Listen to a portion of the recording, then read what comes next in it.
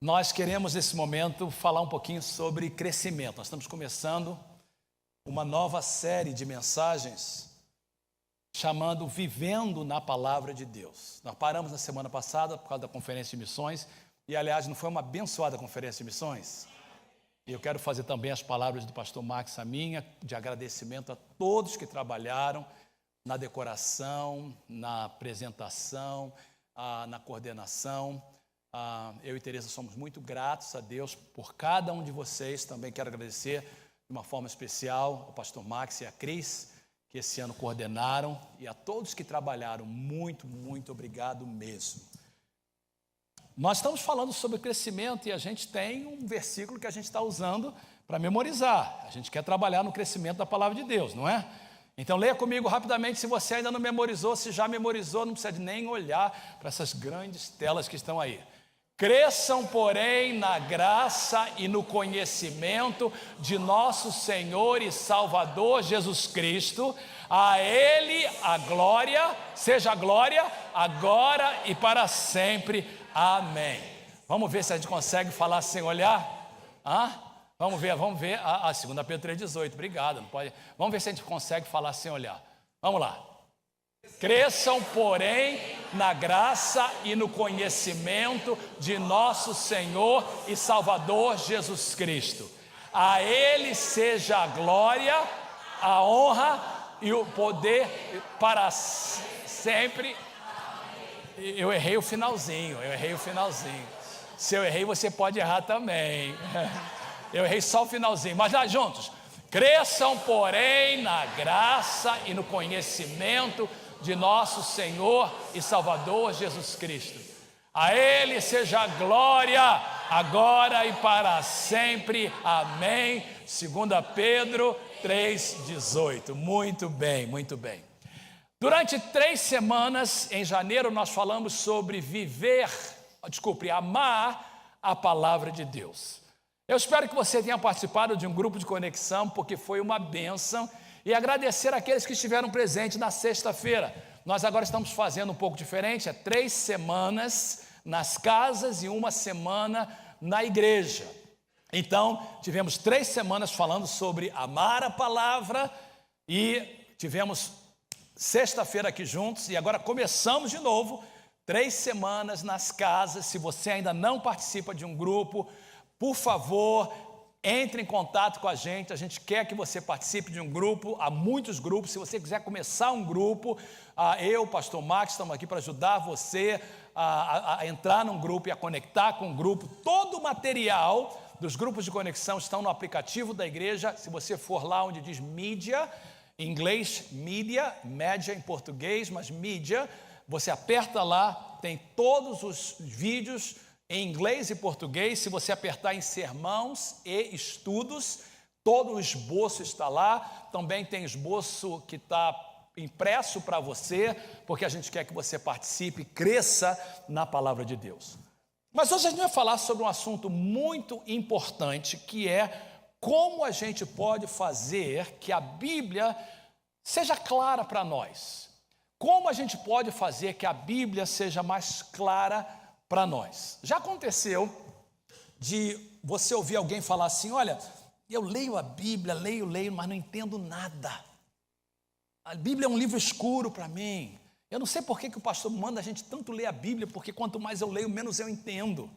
Aliás, no mês de março vai ser maravilhoso, porque eu vou levar vocês ao livro de Apocalipse, que eu quero que vocês entendam o livro de Apocalipse. Vai ser muito bom mesmo. E a gente vai estar trabalhando nos grupos de conexão, no livro de Apocalipse, que eu quero mostrar para vocês que a Bíblia não é um livro fechado, a Bíblia é um livro aberto. Aliás, o nome Apocalipse significa revelação. Deus não escreveu a Bíblia para ela ficar escondida para a gente. Então, o que a gente tem que fazer é entender como a gente pode ler a Bíblia e entendê-la de uma forma melhor. Então, hoje eu quero ajudar você a entender isso. Eu pedi para você abrir a Bíblia em Efésios, capítulo 1, e a gente vai ler os versos 17 a 19. Se você tem a sua Bíblia, você pode abrir a sua Bíblia agora, ou abrir o seu aplicativo. É Efésios 1, 17 até o início do verso 19. Paulo está orando, e ele diz assim: eu peço que o Deus de nosso Senhor Jesus Cristo, Pai, lhes dê espírito de sabedoria e de revelação. Nada mais do que espírito de sabedoria e revelação. Pastor, que espírito é esse? É o Espírito Santo. O Espírito Santo é o espírito de sabedoria e revelação. Eu peço que Deus, de nosso Senhor Jesus Cristo, o glorioso Pai, lhes dê o espírito de sabedoria e de revelação no pleno conhecimento dele. Próximo versículo 18. Oro também para que os olhos do coração... eu não sabia que coração tinha olhos. Tem, aqui está. Eu oro que os olhos do coração de vocês sejam iluminados, a fim de que vocês conheçam a esperança para a qual Ele os chamou, as riquezas da gloriosa herança dele nos santos, e a incomparável grandeza do seu poder para conosco, os que cremos, conforme a atuação da sua poderosa força. Muito bem. A Bíblia, sem o que Agostinho, um dos líderes da igreja primitiva, Santo Agostinho disse que a Bíblia sem iluminação é um livro qualquer. Agostinho dizia que para você entender a Bíblia, você precisa do que ele chamou e que a igreja chama de iluminação.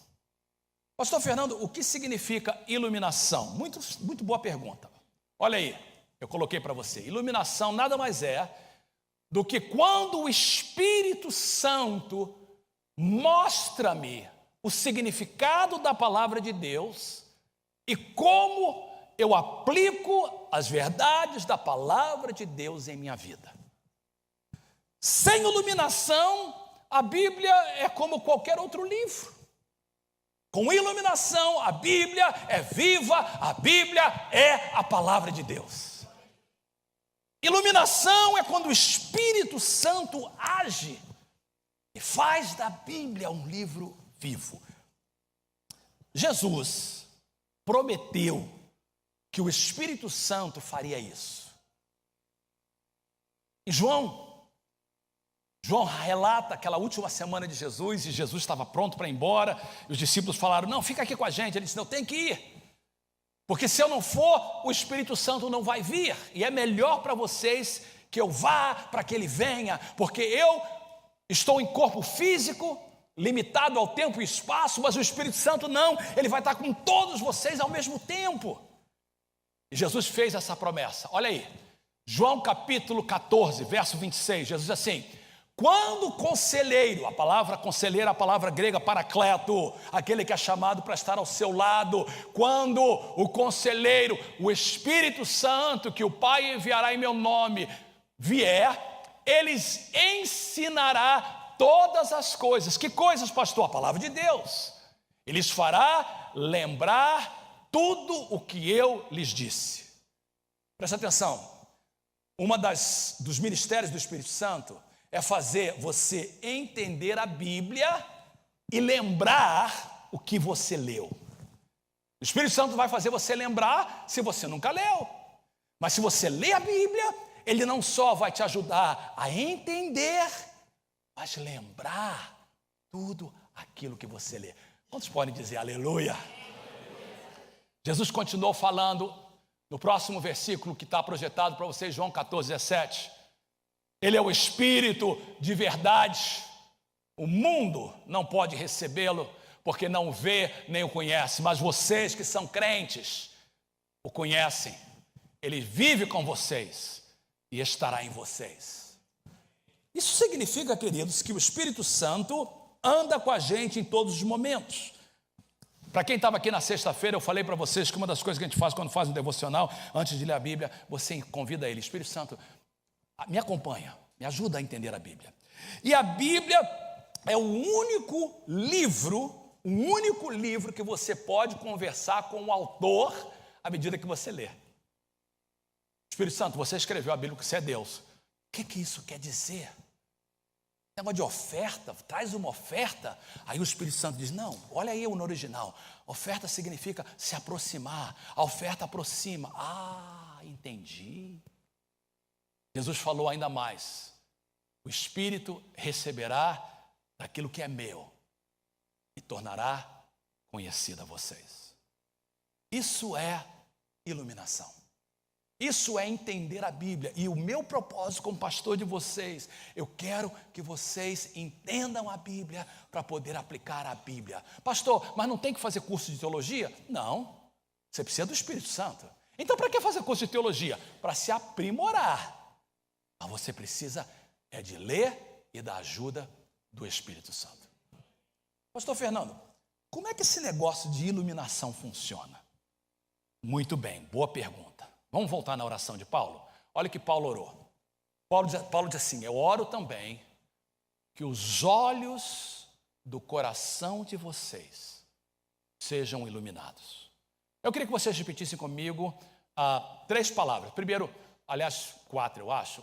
A primeira é olhos do coração. Diga comigo. E a segunda, iluminados. Deixa eu trabalhar com vocês nesses 2 termos. Eu oro que os olhos do coração. Paulo está usando simbologia, é claro, figura de linguagem. Olhos do coração. O que ele quer dizer com isso? Paulo quer dizer o seguinte. Nós vivemos em 2 mundos. Nós vivemos no mundo espiritual e no mundo físico. O mundo físico é o que a gente vê. O mundo espiritual a gente não vê.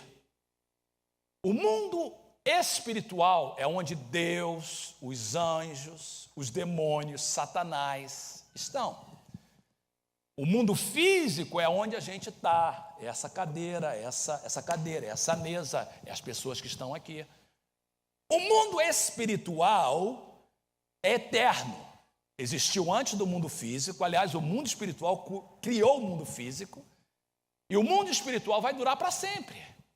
Um dia esse prédio não vai estar mais aqui, as cadeiras que estão sentadas não vão estar mais aqui, a gente não vai estar mais aqui, mas o mundo espiritual vai continuar para sempre.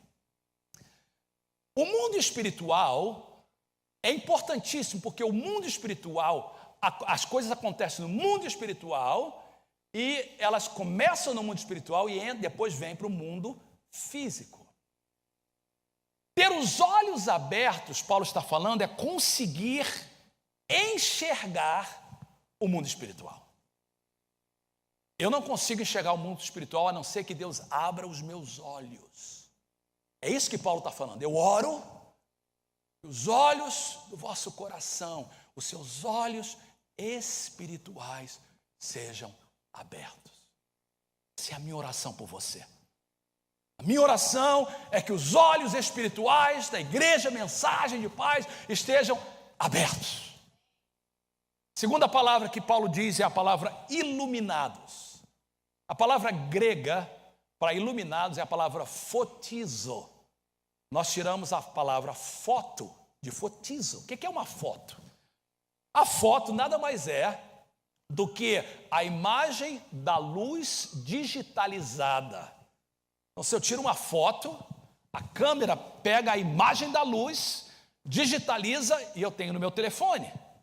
E se eu quero colocar num papel, eu digitalizo e imprimo no papel. Se eu fizer isso, eu consigo enxergar o que a luz captou. Paulo está dizendo isso. Eu quero que os olhos de vocês possam estar abertos para que Deus possa trazer a imagem do mundo espiritual e vocês possam ver no mundo físico. Deu para entender, queridos? Isso é importante. Porque senão a Bíblia é um livro fechado. Senão a Bíblia é misteriosa para a gente. Paulo diz, não, vocês precisam de iluminação. Se eu acordo no meio da noite para tomar água ou para ir ao banheiro e está tudo escuro, eu levanto da cama com cuidado porque eu posso bater na cama, na beirada da cama, em algum lugar, mas se eu tenho uma luz, eu sei exatamente aonde eu estou indo. Se nós não tivermos a luz de Deus, a gente está perdido. Iluminar é trazer luz aonde tudo está escuro. Paulo diz, eu oro para que os olhos, o coração de vocês sejam iluminados, abertos. Eu quero explicar para vocês por que isso é importante, antes de mostrar para vocês como ter isso. Por que isso é importante? Porque se os nossos olhos estiverem fechados, a gente só pode ver o que está na nossa frente. A gente não consegue enxergar as coisas que Deus quer fazer na nossa vida. O que eu queria fazer é responder essa pergunta para vocês. O que acontece quando Deus abre os meus olhos? O que acontece comigo quando eu consigo entender a Bíblia de uma forma diferente? Eu vou mostrar para vocês usando 3 histórias que estão escritas no Velho Testamento. Rapidamente. Alguns de vocês já ouviram essas histórias antes, para alguns essas histórias são novas, mas tudo que está na Bíblia tem um propósito. Toda a Escritura foi escrita para nos ajudar a viver uma vida que agrada a Deus. O que acontece, pastor Fernando, quando Deus abre os meus olhos? Primeiro, eu vejo as soluções para os meus problemas. Quantos aqui tem problema? Levante a mão. Alguém levantou as 2. Teve um lá atrás que levantou até os pés. Todos nós temos problemas. E nós precisamos da solução para os nossos problemas. E eu quero dizer para vocês que não tem mapa melhor do que a palavra de Deus para dizer para nós como a gente pode resolver nossos problemas. Evangelho é uma coisa séria, queridos. A gente não só é salvo para ir para o céu, não. A gente é salvo para ir para o céu e para viver aqui na terra vitoriosamente. Uma vida de vitória. Então eu preciso ter meus olhos abertos. A história é lá em Gênesis. Tinha uma mulher chamada Sara que casou com um homem chamado Abraão. Abraão foi chamado por Deus para ser o pai de uma grande nação. Sara também. Mas tinha um problema, Sara era estéril. E Deus falou, você vai ser pai de uma grande nação, mas ela era estéril, ela não podia ter filho. É igual alguém fala assim, Deus fala assim, eu vou te levar para ir por o mundo inteiro pregando a minha palavra. Você diz, pastor, mas eu não sou nem legal ainda, eu posso sair, mas não posso entrar. Acontece às vezes.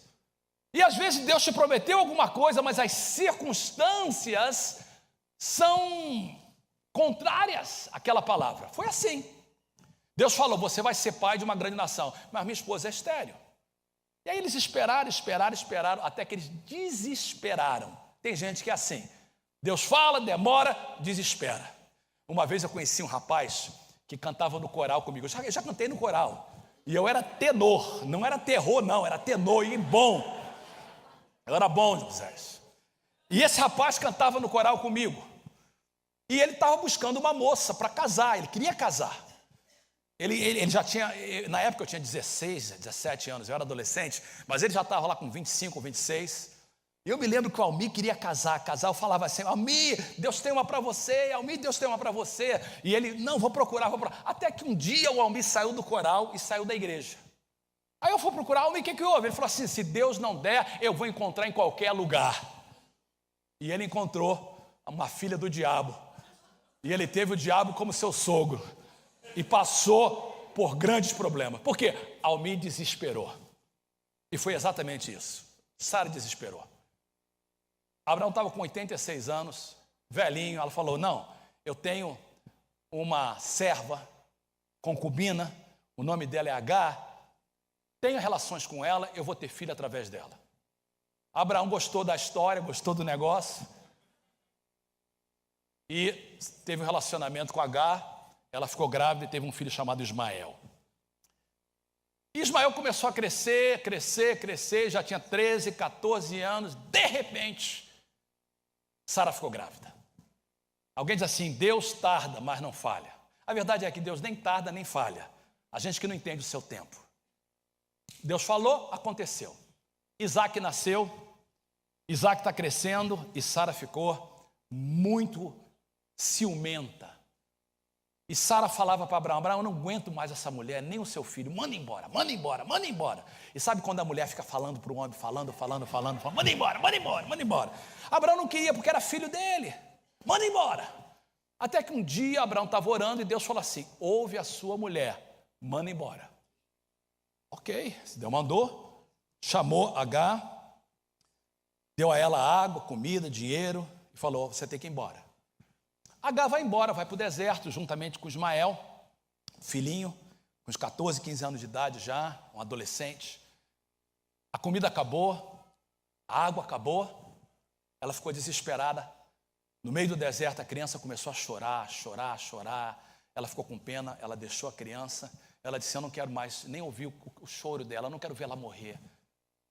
E no meio da sua aflição, ela começou a orar, orar, e disse, Senhor, tem misericórdia. E Deus manda um mensageiro, Deus manda um anjo. E o anjo diz assim, Agar, Deus ouviu a sua oração. Deus vai salvar essa criança, ela vai crescer e vai ser pai de muitas nações. E aconteceu que Ismael é o pai de todos os árabes. E a história chega aí no capítulo 21, verso de número 19.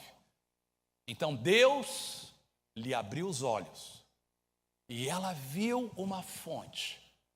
Foi até lá, encheu de água a vasilha e deu de beber ao menino. Queridos, a água estava lá o tempo todo. Ela só não sabia, ela não via. A resposta do problema dela estava lá. Os olhos dela estavam fechados. Deus abriu os seus olhos. E ela viu a resposta do seu problema. Eu não sei quais são os problemas que você está passando agora. Eu não sei o que aflige o teu coração. Talvez você esteja aqui essa manhã ou está nos assistindo e você diz assim, pastor, o negócio está preto, o negócio está feio, eu não sei como é que eu vou sair dessa. Deus tem uma resposta para você. Se você é filho dele, Deus te ama, Deus vai cuidar de você. Eu creio nessa Bíblia. E essa Bíblia diz assim, olha, eu nunca vi um filho de Deus mendigar por pão. Se você está mendigando por pão, não é que Deus não tem pão, é que os seus olhos estão fechados. Se você está desesperado, não é que Deus não cuida de você, é que seus olhos estão fechados. Você precisa que o Espírito Santo abra a sua mente para ver a resposta dos seus problemas. E a resposta dos seus problemas estão na palavra de Deus. Segunda coisa que acontece, quando Deus abre os meus olhos, eu vejo as barreiras para o meu progresso. Tem coisas que estão emperrando a minha vida. E eu quero falar para algumas pessoas, eu sinto no meu espírito. Tem gente aqui ouvindo a minha palavra, ouvindo o que eu estou pregando, e você não está tendo sucesso. É como se as coisas estão emperradas, o céu está fechado. Não há vitória na sua vida familiar, não há vitória na sua vida financeira. Você é filho de Deus, você diz, pastor, eu dou dízimo, mas alguma coisa está parada. Sabe o que é? Talvez você está fora do centro da vontade de Deus. Talvez você, como Sara, desesperou. Deixa eu contar para você uma história que está lá no livro de Números. Havia o rei de um lugar chamado Moabe. Moabe era inimigo do povo de Israel. O povo de Israel tinha saído do Egito e Moisés estava liderando eles estavam chegando já na terra prometida. E Moabe olhou, o rei de Moabe, o nome dele era Balaque. Ele olha e vê o povo de Deus, ele diz assim, sabe de uma coisa, eu preciso de amaldiçoar esse povo. Aí ele vai e descobre que tem um profeta falso chamado Balaão. Balaão era um profeta que profetizava por causa de dinheiro.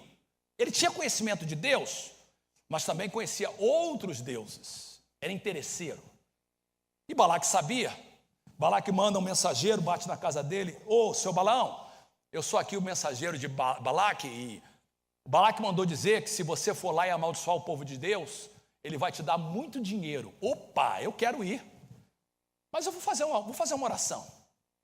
Aí ele vai orar. Aí ele ora e Deus fala para ele, você não vai amaldiçoar um povo que eu abençoei. Não vá, não vá. Mas Balaão faz o que muitos de vocês, e eu também faço às vezes. Deus fala não e a gente fica insistindo. Senhor, tem misericórdia. Olha, não quero que você case com aquela fulaninha, mas ela é tão bonitinha, Jesus. Eu quero ela. Eu não quero que você compre esse carro, mas poxa, todo mundo comprou, eu também quero comprar. E quando você fica insistindo com Deus, você sabe o que Deus faz? Ele fala assim, quer? Faça. Problema é seu. Porque Deus te deu o livre-arbítrio. Ele é pai e Ele te ama, mas Ele não vai te obrigar a fazer nada. Balaão ficou insistindo, eu quero ir, porque ele vai me dar dinheiro. E eu vou te dar o dízimo. Eu não sei se ele falou isso, mas talvez. E aí quando ele vai, Deus fica irado, porque ele foi. Ele está em cima de uma jumenta, e de repente, os olhos da jumenta se abrem, e ela vê um anjo na beira do caminho. Quando ela vê o anjo, a jumenta, ela diz assim, não, eu não quero ficar aqui não. Ela sai e vai para a beira do caminho, e ele começa a bater na jumenta, bate. Volta novamente para o canto. Aí chega num momento em que o caminho está bem estreito, e quando ela vê o anjo, ela começa a arrastar-se contra a parede do caminho, as pedras, eu não sei o que era, e apertar o pé dele, a perna dele contra o canto da estrada. Ele bate novamente na jumenta. Terceira vez, o anjo do Senhor fica num lugar em que não tem como passar. Aí a jumenta empeca. Parou, empeca não, empaca. Estava empecada também. A jumenta empaca. Eu fui criado no Rio de Janeiro, cara, não tinha jumenta. A jumenta empaca e vambora, não vai. Aí ele bate na jumenta. A gente pega o versículo aí no caminho Números capítulo 22, 31. Então o Senhor abriu os olhos de Balaão e ele viu o anjo do Senhor parado no caminho, empunhada a sua espada. Então Balaão inclinou-se e prostrou-se, rosto à terra. Deus estava tentando impedir que ele fizesse um grande erro, mas ele não estava enxergando. A jumenta via, mas ele não via. É possível que Deus está tentando, porque Ele te ama muito, impedir você de fazer uma burrada. Deus está impedindo você de fazer uma decisão que vai custar você muito. E você precisa de abrir os seus olhos para enxergar isso. E você precisa do Espírito Santo. Terceira coisa que acontece é quando Deus abre os meus olhos, eu vejo a defesa para o que me ataca. Não só quando Deus abre os meus olhos eu consigo ver a solução para os meus problemas, eu consigo enxergar a barreira para o meu progresso, mas também eu consigo enxergar o mundo espiritual. A história agora é lá no livro de Reis. Havia uma nação inimiga do povo de Deus, que era os arameus. Os arameus são os sírios, inimigos de Israel até hoje. E o rei dos arameus queria destruir o povo de Israel, e ele fazia planos para a destruição do povo de Israel. Mas toda vez que ele fazia planos, Deus revelava ao profeta em Samaria, o profeta Eliseu. Um dia ele ficou tão irado que ele falou assim: tem traidor aqui, porque toda vez que eu vou fazer uma coisa, chego lá, ele já sabe o que eu vou fazer. Alguém está me traindo. Aí um servo dele disse assim: não, ninguém está te traindo não. Quando você pensa na sua cama, Deus já revela ao profeta, porque Deus é um Deus que revela. Ele ficou irado. Não. Qual é o nome desse profeta? Eliseu. Aonde ele está? Em Dotã. Manda um exército, pega ele, traz aqui que eu vou matar esse profeta. Manda um exército. No dia seguinte, Eliseu está em casa, tomando seu breakfast lá, contente. Geazi era o seu servo. Aí Geazi, ô Eliseu, vamos abrir um pouquinho a janela, está tudo escuro. Não, pode abrir. Aí Geazi, que era o servo dele, abre a janela e vê aquele montão de exército. Eliseu, meu pai, eles vão nos matar, eles vão te levar preso e vão me matar também. Faça alguma coisa. Eliseu disse assim: não se preocupe, tem mais gente conosco do que com eles. Deus tem um exército nos protegendo. Geazi vai lá fora, eu não estou vendo. Olha o que diz a palavra de Deus. 2 Reis, capítulo de número 6. E Eliseu orou: Senhor, abre os olhos dele para que veja. Então o Senhor abriu os olhos do rapaz, que olhou e viu as colinas cheias de cavalos e carros de fogo ao redor de Eliseu. Ele só enxergou quando Deus abriu os olhos. Se a gente tiver nossos olhos abertos, a gente vai ver que existem anjos nesse lugar. Se a gente abrir os nossos olhos, a gente vai ver que Deus tem uma proteção para nós. Alguém um dia viu um anjo guardando a torre da nossa igreja. Deus tem um anjo guardando você, protegendo você. Mas a gente precisa de enxergar isso, a gente tem que ver o mundo espiritual. A gente tem que entender que a nossa luta não é contra a carne nem contra a sangue, mas contra principados e potestades no mundo celestial. E a gente fica brigando entre nós. Alguma coisa terrível está acontecendo nos Estados Unidos, muito triste. No estado de Nova York, passaram-se uma lei que permite o aborto até o 9º mês. Quando eles passaram essa lei, todos eles aplaudiram. No estado de Virgínia, eles querem passar essa mesma lei em Vermont, aqui na Califórnia. Quando perguntaram ao governador de Virgínia, e se a mulher já estiver dilatada para dar à luz? O governador, que é um pediatra, ele disse assim, não tem problema, a criança nasce, a gente coloca ela num lugar seguro, confortável, e a mãe decide se quer que ela viva ou não.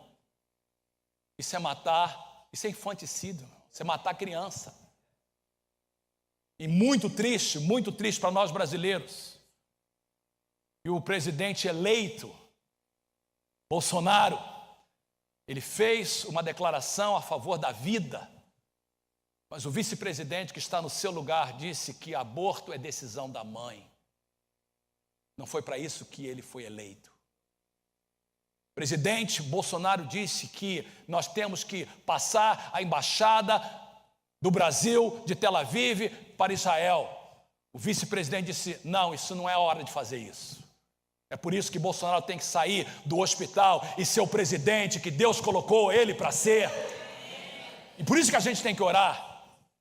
Mas a nossa luta não é contra Mourão, a nossa luta não é contra os democratas. Eu não voto em nenhum político que é a favor do aborto. Nenhum. Pode ser quem for. É a favor do aborto, eu não voto. Porque a vida é mais importante do que qualquer outra coisa. É mais importante do que a economia, do que leis de imigração. A vida é a coisa mais importante, a vida e o casamento. Mas a minha luta não são contra os democratas, nem contra os republicanos. A minha luta é contra os demônios. É contra espíritos malignos que querem destruir essa nação, destruir a sua vida, destruir os jovens. Essa nação, no estado que nós vivemos, com essa maconha agora reconhecida e legal. Parece que a gente dirige Delicire, Pacífica, é um cheiro terrível, parece gambá. Como é que o negócio gosta de fumar uma coisa que tem cheiro de gambá? Você vê que isso é coisa do diabo. Mas a nossa luta não é contra o governador do estado da Califórnia. A nossa luta é contra os demônios, e Deus tem que abrir os nossos olhos para enxergar isso. Nós precisamos de iluminação para enxergar o mundo espiritual, queridos. Quem quer destruir o seu casamento é o diabo. Se você está passando problemas no seu casamento, é porque o diabo quer destruir, porque ele não gosta de casamento. E você precisa ter seus olhos abertos. Por que eu preciso ter meus olhos abertos? Para que eu possa enxergar a solução dos meus problemas, as barreiras que impedem o meu progresso, o mundo espiritual. Rapidamente. Pastor Fernando, como é que eu consigo isso? Eu quero isso, eu preciso de iluminação. Como é que eu consigo isso? Que bom que você fez essa pergunta. Como nós podemos receber essa bênção? Eu faço essa pergunta, o que devo fazer para ver o que Deus quer que eu veja? Muito rápido. Sei que o tempo está passando muito rápido, mas eu quero que você pegue isso. Por favor, me acompanhe, tá? Vamos agora botar na marcha 4, 5ª marcha. No meu carro é 6ª. No meu conversível 370Z. Eu ponho numa 6ª, Clodoaldo, o negócio vai longe. 350 cavalos. O negócio vai longe. Vamos lá, rápido. Põe na 6ª aí. O que eu devo fazer para poder ter essa iluminação? Preste atenção, porque isso é muito importante. É a parte mais importante da mensagem. É a parte prática. Primeira coisa, eu tenho que ter um relacionamento com Cristo. Presta atenção, porque eu orei por você essa manhã, juntamente com um grupo de pessoas. Tem gente aqui nessa manhã que visitou a igreja.